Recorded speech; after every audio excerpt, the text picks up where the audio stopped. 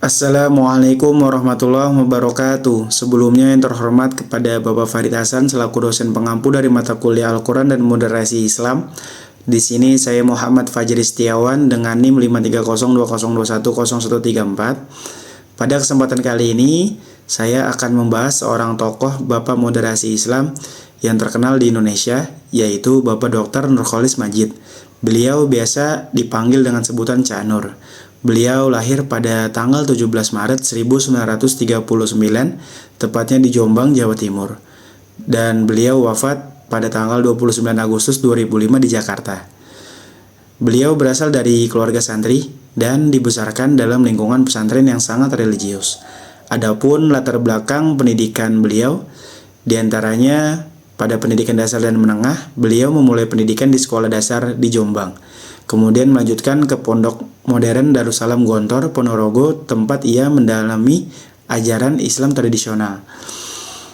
Adapun beliau melanjutkan pendidikan perguruan tinggi, diantaranya beliau menyelesaikan studi di Fakultas Adab Universitas Islam Jakarta, dan beliau melanjutkan studi doktoral di University of Chicago, Amerika Serikat, di bawah bimbingan Bapak Fazlur Rahman, seorang pemikir Islam yang sangat progresif. Beberapa karya yang ditulis beliau yang terkenal diantaranya Islam Komedarman, dan yang pertama Islam Kemodernan dan Keindonesiaan. Yang kedua ada Islam Doktrin dan Peradaban. Yang ketiga ada Cita-cita Politik Islam Era Reformasi. Dan yang keempat yang akan saya bahas pada kesempatan kali ini yaitu buku yang berjudul Pintu-Pintu Menuju Tuhan. Menurut Bapak Nurcholish Madjid, moderasi Islam itu adalah solusi untuk menghadapi tantangan zaman dan menjaga relevansi agama dalam kehidupan manusia. Lanjut, saya akan membahas tentang salah satu karya beliau yang sangat populer, yaitu Pintu-Pintu Menuju Tuhan.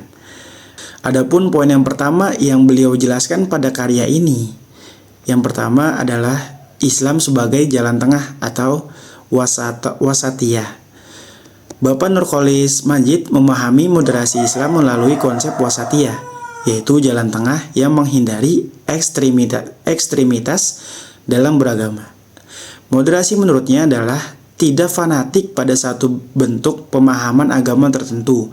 Adapun poin kedua yang disampaikan beliau pada buku ini yaitu mengenai pluralisme sebagai rahmat. Bapak Nurcholish menekankan pentingnya pluralisme sebagai wujud toleransi terhadap keberagaman agama dan budaya.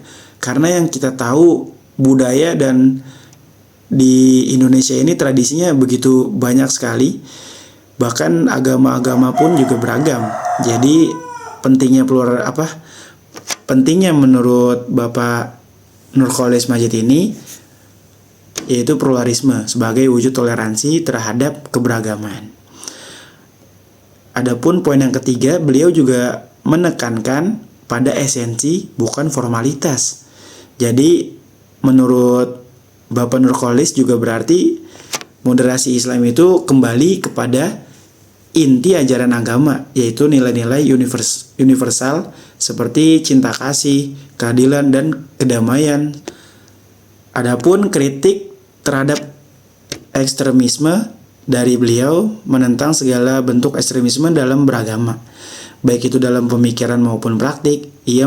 Beliau menilai bahwa ekstremisme seringkali muncul dari pemahaman agama yang sempit dan tidak menghargai perbedaan.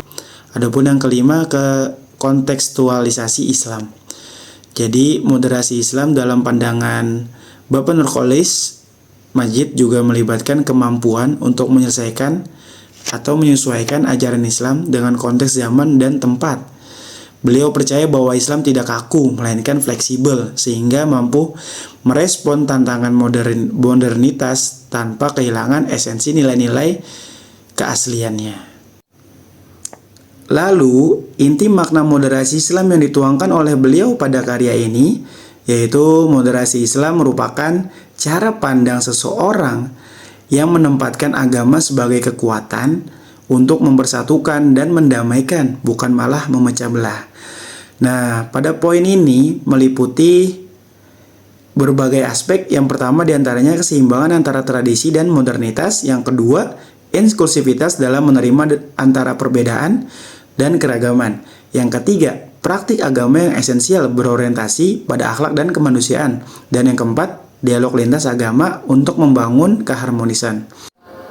Adapun beberapa dari pemikiran beliau yang dapat kita terapkan dalam kehidupan sehari-hari, diantaranya yang pertama, menjaga toleransi antar umat beragama, yaitu dapat kita terapkan dengan cara menghormati keyakinan dan tradisi agama lain dan memberikan ruang bagi mereka untuk beribadah. Yang kedua, menerapkan prinsip wasatiyah atau moderasi, yaitu tidak fanatik terhadap satu pandangan tertentu dalam beragama dan terbuka untuk berdiskusi dengan orang lain, tidak memandang latar belakangnya. Yang ketiga, membangun kehidupan sosial dan berkeadilan, yaitu membantu siapapun orang yang membutuhkan bantuan kita dan tidak melihat latar belakang agama dia apa, suku dia apa. Terus adapun mengintegrasikan agama dengan modernitas dapat kita terapkan karena zaman sekarang kan sosial banget ya orangnya. Jadi kita dapat memanfaatkan teknologi untuk kebaikan, seperti menyebarkan informasi positif dan melakukan dakwah melalui sosial media. Adapun menumbuhkan semangat belajar dan berpikir kritis, yaitu kita tidak boleh takut bertanya dan mencari jawaban atas pertanyaan-pertanyaan tentang agama dan kehidupan. Yang terakhir, menghindari politisasi agama, yaitu kita tidak mudah terprovokasi oleh pihak-pihak yang menggunakan agama untuk tujuan politik. Jadi dengan begitu dapat membantu kita menciptakan masyarakat yang damai, harmonis, dan adil sesuai dengan semangat Islam sebagai rahmat bagi seluruh alam. Jadi kita implementasikan ini menjadi semakin relevan di tengah tantangan global seperti saat ini, yang mana terkenal intoleransi, radikalisme, dan pluralisme sosial. Mungkin itu saja yang dapat saya sampaikan, kurang dan lebihnya mohon dimaafkan. Wassalamualaikum warahmatullahi wabarakatuh.